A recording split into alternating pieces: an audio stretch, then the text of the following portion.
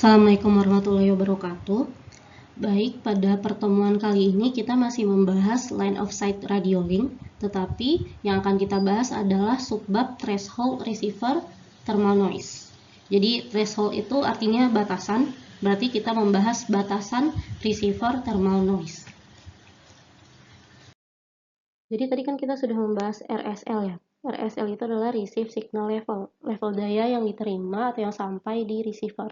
Nah, sekarang yang akan dibahas adalah threshold receiver thermal noise atau batasan threshold kan ya, batasan noise thermal pada receiver.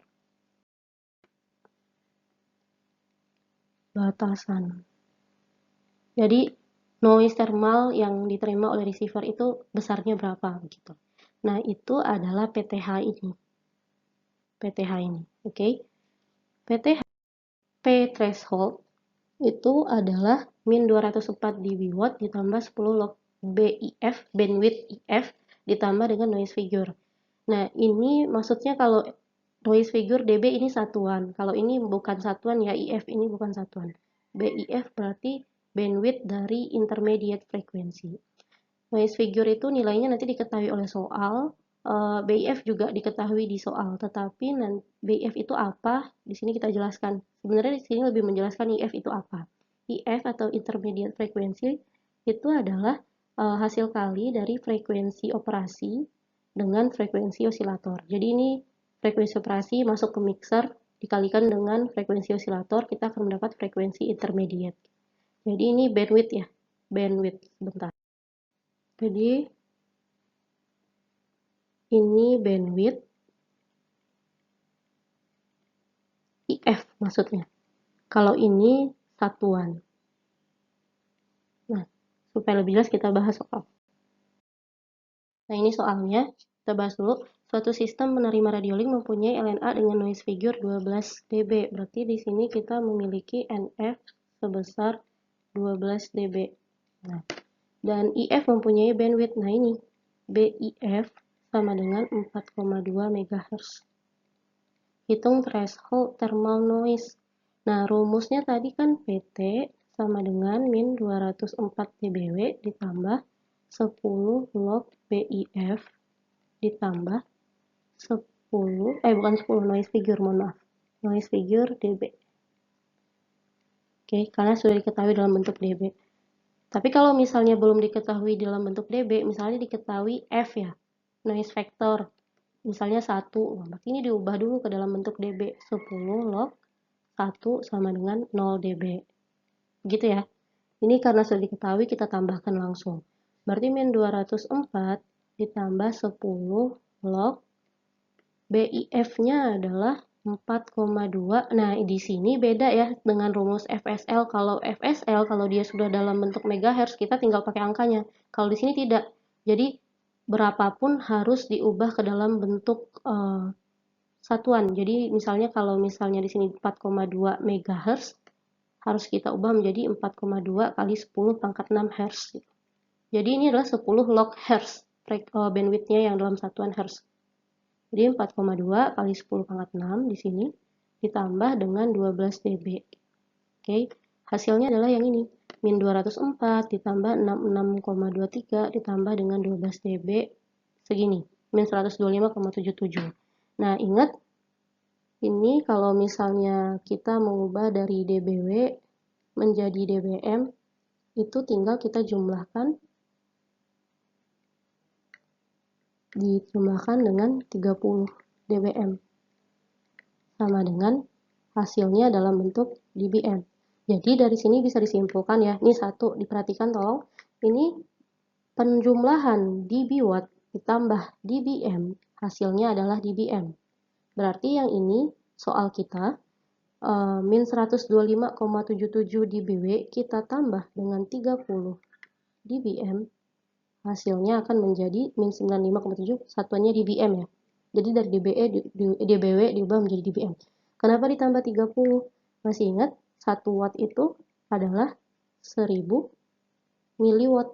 Nah, berarti kalau begitu ini kita jadikan ke dalam bentuk dBW. Berarti ini 10 log 1 sama dengan 10 log 1000, ya kan?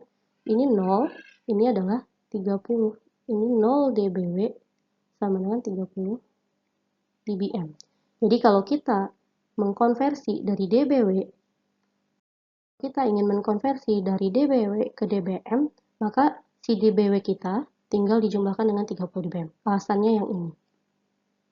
Oke.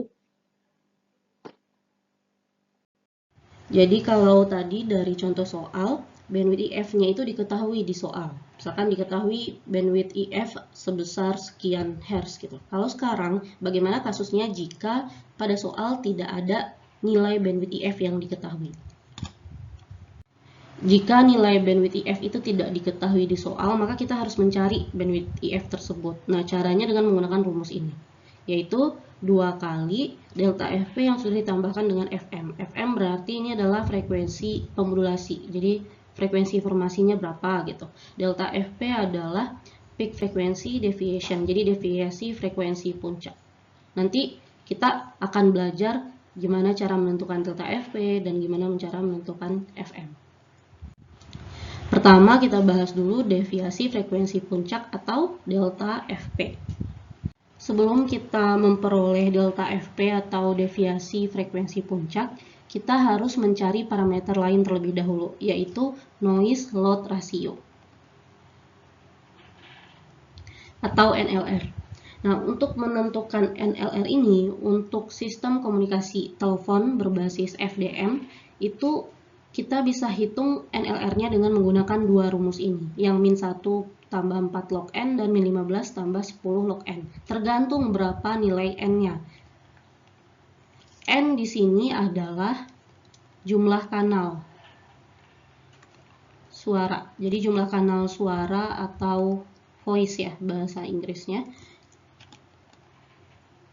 Jadi nilai NLRDB akan bergantung jumlah kanal suaranya. Jika di soal diketahui N-nya berada di antara 12 hingga 240, misalkan 48 gitu ya. Nah, itu berarti kita menghitung NLRDB-nya dengan rumus yang di atas. Sedangkan kalau NLRDB-nya lebih dari 240, misalkan 1200 gitu, maka kita pakai rumus yang ini, min 15 tambah 10 log N. Setelah kita memperoleh NLRDB, kita harus mencari NLR numerik atau NLRN. Atau ini adalah NLR yang bukan dB. Bukan dB. Disebutnya NLR numerik gitu. Nah, rumusnya adalah antilog dari 1/20 NLRDB. Antilog itu berarti maksudnya adalah logaritma inverse. Jadi logaritma pangkat min 1 dikali, ini boleh juga ditulis seperti ini kan, NLRDB dibagi 20. Nah, jadi log inverse-nya dari NLRDB yang sudah dibagi 20 terlebih dahulu. Atau log inverse ini adalah 10 pangkat kan ya, 10 pangkat si NLRDB kita bagi 20. Jadi kalau misalkan NLRDB-nya 10, misalkan NLRDB-nya setelah dihitung adalah 10 gitu ya, maka 10 dB.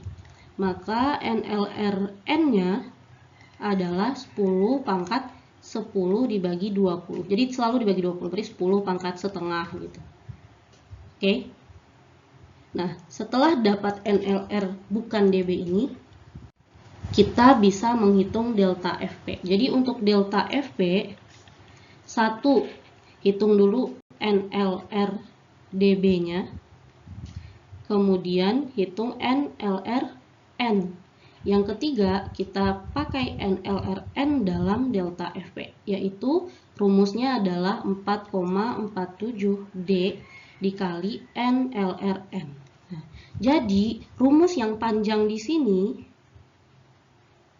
bisa kita singkat menjadi yang Ibu tuliskan di nomor 3. Kalau kita lihat ini kan logaritma inverse dari min 1 tambah 4 log N. Nah, min 1 tambah 4 log N ini kan NLRDB. NLRDB dibagi 20, logaritmanya itu adalah NLRN. Makanya ini yang dalam kotak ini langsung saja ganti NLRN. Ikuti saja cara yang Ibu tulis di sini. 1 cari NLRDB tergantung N. Ini berdasarkan N-nya. karena beda rumus kan.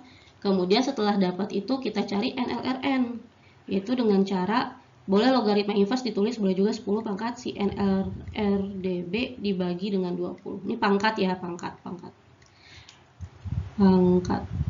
Nah, kemudian baru dicari delta FP. Jadi nggak usah dihafal gitu. Cukup hafal yang atas saja, yang nomor 1 saja rumusnya. Yang ini kan tinggal dimasukin. Tahu NLRDB bisa hitung NLRN. Tahu NLRN bisa dihitung ke rumus delta FP. Jadi nggak usah dihafal sampai sepanjang-panjang ini. Nah, dari sini 4,47 itu konstanta, tulis saja seperti itu. D, yang menjadi masalah adalah D. D itu adalah RMS deviasi frekuensi. Jadi berarti kalau di sini Ibu tulis tabel 24, berarti nilai D tergantung nilai di tabel. Jadi nanti di ujiannya boleh akan dikasih tahu tabel 2.4 dan juga nanti ada tabel FM akan dikasih tahu gitu. Jadi tentukan D berdasarkan tabel. Nah, ini tabel 2.4. Jadi kalau misalkan di soal diketahui jumlah kanal atau N-nya adalah 24, maka D kita adalah yang 35 ini. Jadi D itu adalah RMS deviation per kanal. Jadi ini D. Berarti D kita 35 kHz. Ingat satuannya D itu adalah kHz. Oke. Kalau misalkan N kita adalah 300, berarti D kita adalah 200. Bu, kalau misalkan N kita tidak ada di list ini gitu, tidak ada di daftar ini. Misal apa ya? Ini antara 600 sama 960. Misal N kita adalah 900 gitu. Berarti kan sekarang N kita berada di antara 600 dan juga 960. Maka yang kita ambil yang mana? Tidak perlu dirata-ratakan, ambil yang atas saja, 960. Ya, ambil yang di satu tingkat di atasnya dia gitu. Berarti D kita adalah 200 kHz. Oke. Nah, kalau yang ini bagaimana, Bu? N sama dengan 120, jumlah kanalnya 120, ada 3 pilihan. Itu boleh ambil yang manapun. Tapi kalau menjawab soal silahkan tulis asumsi salah satu. Misalkan N adalah 120, maka diasumsikan D adalah 50. Jadi kalian tuliskan di jawaban. Asumsi D sama dengan 50 kHz. Asumsi D sama dengan 100 kHz. Jadi ingat ya, ada 3. Kalau misalkan sudah ada di list, ternyata dia tunggal, langsung tulis. 24 langsung 35 D-nya. 12 juga 35 kHz D-nya. Tapi kalau misalkan dia ada di list, seperti 120 jumlah kanalnya, tapi ada 3 pilihan, asumsi pilih salah satu. Kalau misalkan tidak ada, maksudnya tidak ada di pilihan jumlah kanal yang ada di sini, seperti frekuensi lagi, mohon maaf, seperti jumlah kanal 900, berarti ambil yang di atas kanal 900. Paling dekatnya berapa? 960, berarti D-nya adalah 200. Kalau misalkan nanti kita punya 2000 gitu, 2000 kan sebenarnya paling dekat dengan 1800, tapi jangan ambil yang 1800, ambil yang 2700, 140. Walaupun ini sama ya.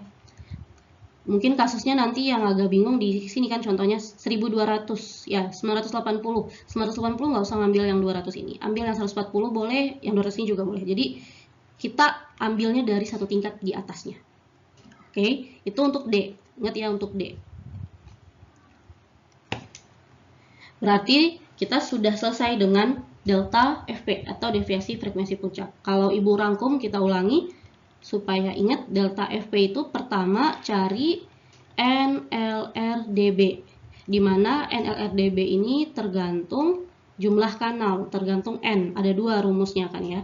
Kemudian setelah dapat NLRDB, cari NLR numerik. Ini adalah 10 pangkat. Kalau di kalkulator langsung aja 10 pangkat. Si NLRDB-nya kita bagi dengan 20 terlebih dahulu. Jadi NLRDB dibagi 20 kali 10 pangkatnya berapa gitu. Kemudian yang ketiga cari delta FP. Dengan rumus 4,47 D kali NLRN yang sudah kita hitung. D itu adalah yang tabel 2.4. Ini juga sesuai jumlah kanal. Oke. Dan D satuannya adalah kilohertz. Oke, semoga dapat dipahami. Kita sudah selesai dengan deviasi frekuensi puncak atau delta FP. Selanjutnya kita akan menentukan frekuensi modulasi. Karena Tadi rumusnya BIF atau bandwidth IF adalah 2 kali delta FP yang sudah dijumlahkan dengan FM. FM itu cara menentukannya mudah, yaitu dengan menggunakan tabel 2.5. Ini tergantung jumlah kanal juga. Jumlah kanal suaranya 60, berarti FM-nya yang tengah ini ya, bukan yang sebelah kanan, tapi yang di tengah. Itu adalah 300 berarti FM-nya. Kalau misalkan 120 berarti 552. Kalau misalkan berada di antara 24 dan 60 berarti ambil yang 60, berarti yang 300. Oke. Kalau misalkan dia 12 Bu, berarti antara 0 dan 24, berarti 24. Ambil yang 108 gitu. Selalu ambil yang satu tingkat di atasnya. Oke. Kita berarti sudah bisa ya menentukan BIF. Tinggal nanti dimasukkan, kita sudah menghitung delta FP berapa, kita jumlahkan dengan FM berdasarkan tabel ini, lalu kita kalikan 2, kita dapat BIF. Kita bahas soal supaya lebih paham. Ini contoh 1. Jadi di sini diminta untuk menghitung bandwidth intermediate frequency atau BIF untuk 960 kanal suara. Oke. Kita tahu rumus BIF adalah 2 kali delta FP yang sudah dijumlahkan dengan FM. Jadi 2 dalam kurung delta FP tambah FM. Berarti kita cari delta FP terlebih dahulu. Untuk menghitung delta FP, pertama kita harus menghitung NLR dB. Karena di sini N kita adalah 960, berarti rumusnya adalah yang kedua. Min 15 ditambah 10 log N. Berarti min 15 ditambah 10 log 960. Ini nilainya adalah 14,82 dB. Oke. Dapat dapat NLR dB, kita cari NLRN, yaitu antilog dari si NLR dB dibagi 20. Antilog itu adalah 10 pangkat. NLR dB-nya 14,82, kita bagi dengan 20. Kita hitung. 5,509. Kemudian kita cari delta FP. Delta FP itu adalah 4,47 dikali D dikali NLRN. 4,47 D kita cari dari tabel 2.4. Jadi cari D di sini. Tadi N-nya 960 yang ini, berarti D-nya adalah 200 kHz. Jadi dikali 200 dikali NLRN-nya yang sudah kita cari 5,509. Ini adalah 4925,758. Perhatikan di sini untuk delta FP kita pakainya fungsi roof atau fungsi atap. Kita bulatkan ke atas. Jadi 4925 dibulatkan ke atas, kan ini 0,75 ya. Berarti 4926 kHz. Jadi dibulatkan ke atas. Misalkan 4925,1 Bu. Kalau pembulatan kita yang manual berarti kan kita bulatkan ke bawah, tapi tidak, kita karena di sini fungsinya roof, fungsi atap, berarti selalu dibulatkan ke atas. Sudah lebih dari 4925, bulatannya ke atas. Mau 4925,05 pun pembulatannya jadi 4926, bukan 4925. Oke? Karena dia sudah melebihi frekuensi 4925. Kemudian selesai dengan delta FP, kita tentukan FM. Nah, untuk FM itu kita tentukan berdasarkan tabel 2.5. N-nya 960, tabel 2.5 yang ini ya, N-nya 960, berarti FM-nya yang di sini yang di tengah 4188 seharusnya ini. Iya kan ya? 4188. 4188. Jadi FM cuma seperti itu, baca saja dari tabelnya, 4188 kHz. Lihat satuannya juga kHz yang di atas ini. Nah, sudah dapat delta FP, dapat FM, kita hitung BIF.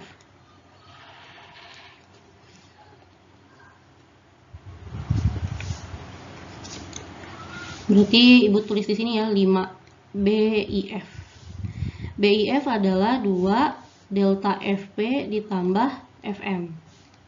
Berarti 2 delta FP kita 4926 ditambah FM 4188. Jadi ini adalah 4926 tambah 4188 itu 9114, kita kalikan 2. Berarti 18,228 kHz. Nanti kalau misalkan ternyata dimintanya dalam megahertz, tinggal dibagi 1000 ya, 18,228 MHz. Jadi boleh dalam kilohertz, boleh dalam megahertz, terserah, yang penting hertz gitu. Oke, Ibu harap paham untuk menentukan bandwidth intermediate frekuensi. Nah, ini adalah jawaban yang sudah dirapikan. Coba dilihat di sini. Untuk 960 kanal, NLRDB-nya pakai rumus yang ini, hasilnya segini. Sama ya sama yang kita tulis sebelumnya, kita cari sebelumnya. Kemudian NRN-nya anti-lock dari ini adalah 5,509, dapat delta FP-nya yang dibulatkan ke atas 4926. Kemudian FM-nya adalah 4188, kita jumlahkan, kita kali 2, hasilnya 18,228. Sama persis. Oke, ini kilohertz, ini megahertz. Selanjutnya contoh 2. Jadi untuk contoh 2 ini kita diminta untuk menghitung unfaded C2N yang sudah dipelajari di presentasi sebelumnya berdasarkan beberapa parameter yang diketahui di soal dan juga parameter contoh 1. Yang radio link 960 kanal suara ini adalah contoh 1. Contoh 1 kan ya ini. Contoh 1 tadi kita dapat BIF ya. BIF-nya adalah berapa tadi? 18,228 kHz. Nah, ya kan? Contoh 1. Nah, yang diminta adalah unfaded C2N. Unfaded C2N. Kita tulis dulu rumusnya. Ini dalam dB ya, dB. Itu RSL, receive signal level, kita kurang dengan PTH. Atau receiver thermal noise-nya si receiver. Kita cari RSL terlebih dahulu. RSL, nah kita ingat dulu, kan ada 3 ya. Ada bagian transmitter, bagian medium, ada bagian receiver. Berarti kalau di transmitter ada power, kemudian ada L dulu, ada gain, ya kan? Di media itu udara, berarti ada FSL dan ada loss gas. Kemudian sama dengan tambah ya. Di receiver masuk dijumlahkan dengan GR, terus ternyata ada loss kabel.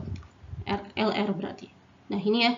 Ini tidak perlu dihafal yang menghafal yang benar-benar cuma menghafal PT tambah LT, bukan seperti itu kan. Tinggal kita bayangkan, oh di transmitter ada PT, LT sama GT. Nah, di medium berarti ada loss saja, FSL sama loss gas.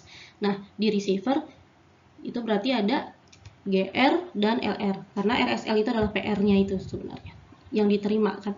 Jadi sampai LR aja, sampai kabelnya aja. Oke, PT itu ada dari soal ini PT. Kemudian LT juga ada, di mana ini loss transmisi transmitter, berarti ini LT nih. Dan LR nilainya sama-sama 2,1. Gain juga ada, ini gain GT sama dengan GR, nilainya 30 dB. FSL belum ada, loss gas ada di soal ini 0,3 dB. Berarti kita cari FSL terlebih dahulu. FSL, free space loss. Karena kita pakai satuan panjangnya kilometer, kita pakai rumus yang 32,45 tambah 20 log frekuensi tapi dalam megahertz. Frekuensi kita 6,1 GHz.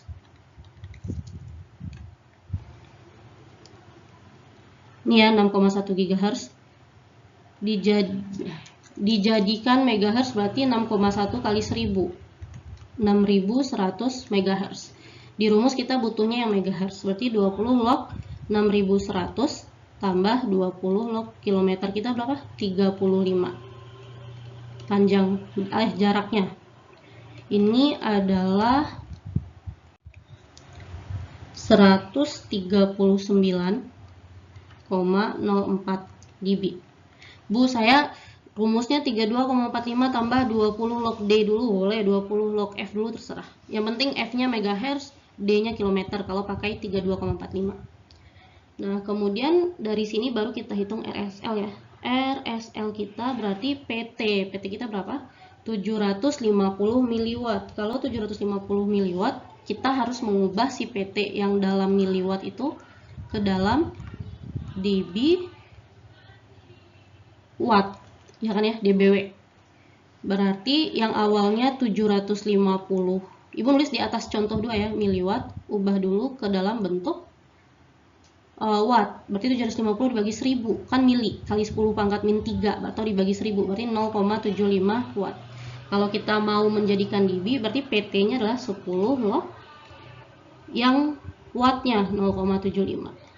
Tambah LT. LT itu kan loss, berarti dia negatif. Negatif 2,1. Tambah gain itu positif. Kemudian masuk free space loss, dia juga negatif karena dia loss. Ingat yang loss selalu negatif. Kemudian ditambah loss gas juga negatif, 0,3 dari soal. Kemudian GR berarti tambah 30. Kemudian LR tambah negatif 2,1. Nah, ini kita hitung berapa nih nilai RSL-nya. Setelah dihitung nilainya adalah min 84,79 dBW. Ini baru selesai RSL. Jadi baru dapat RSL. Kita harus cari juga PTH sekarang. Untuk mencari PTH, rumusnya adalah kita tulis PTH apa? Min 204 dBW. Sudah ada di awal presentasi ini. Tambah 10 log BIF. Tambah NF kan ya? Noise figure dalam dB. Oke, min 204-nya ditulis saja. Tambah 10 log BIF-nya kan yang ini ya tadi ya. BIF. Berapa BIF-nya dari sini? Yang dari contoh 1. Berapa tadi? 18,228 kHz. Ya, BIF-nya itu 10 log. Nah, ini berarti 18 tulis 228 kHz. Berarti kita harus tulis 10 pangkat berapa kilo? 10 pangkat 3 kali 10 pangkat 3 ditambah NF-nya adalah 9 dB. Diketahui di soal. Nah, ini nilainya adalah sebentar. Ibu hitung dulu.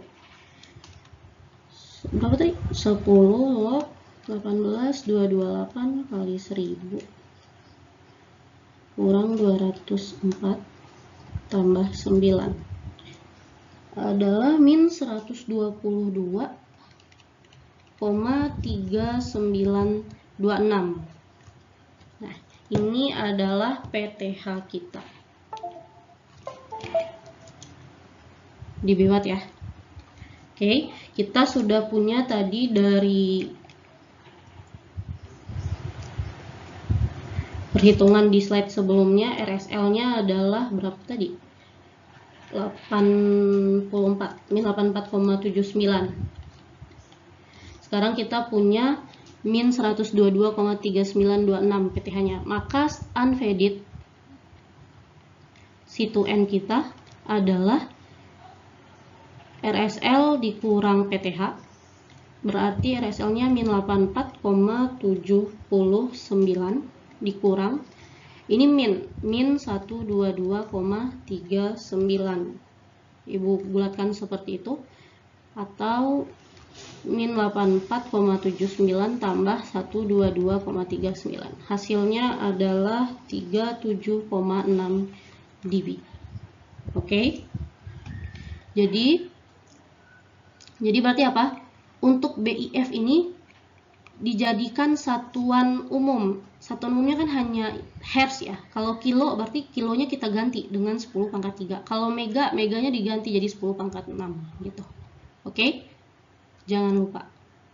Hasilnya 37,6. Nah, ini penyelesaian yang sudah dirapikan. Sama saja ya. Cari free space loss dulu, kemudian dapat RSL sebesar sama min 84,79. Jadi ini BIF-nya 18,228 MHz. Tidak masalah ya, di sini Ibu tulisnya MHz. Kalau di perhitungan kita yang manual tadi, Ibu nulisnya 18.228 kHz. Paling bedanya di sini nanti. Tadi kan kita 18.228 kHz. Makanya ini Ibu tulis tadi 10 log berapa? 18.228 kali 10 pangkat 3 gitu kan. Hertz di sini. Nah, kalau misalkan di sini 18, nih 228 MHz, Maka ketika kita menghitung PTH, ini jadi 18,228 mega. Mega kan 10 pangkat 6 Hz. Makanya yang dalam kurung ini, yang ini 18,228 10 pangkat 6. Karena ini koma 18-nya, 18 koma bukan 18.000, dan ini mega. Makanya seperti ini.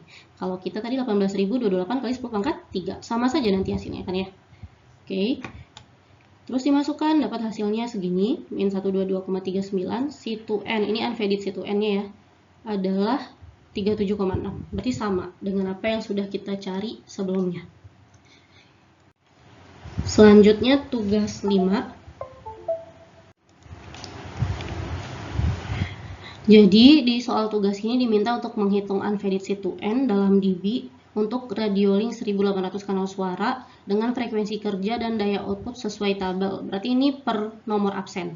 Nomor absen 1, frekuensi kerjanya 8,1 GHz, daya outputnya 760 mW. Lihat satuannya ya. Kemudian absen 2 beda lagi, frekuensi kerjanya 8,2, daya outputnya 770 mW. Nah, jaraknya sama semuanya 30 km, sedangkan parameter lain disamakan dengan contoh 2. Jadi kalau misalkan ada parameter yang dibutuhkan tetapi tidak ada pada soal tugas ini, silahkan lihat contoh 2, samakan saja. Oke. Nah, untuk waktu pengumpulan nanti akan diupdate di Spada, silahkan dicek Spadanya. Oke, jadi selain apa yang sudah Ibu jelaskan di presentasi ini, silahkan pelajari juga referensinya. Radio System Design for Telecommunication, 3rd edition, Roger and Freeman 2007. Nanti ada di Spada. Oke, demikian presentasi untuk subbab ini. Semoga dapat dipahami. Wassalamualaikum warahmatullahi wabarakatuh.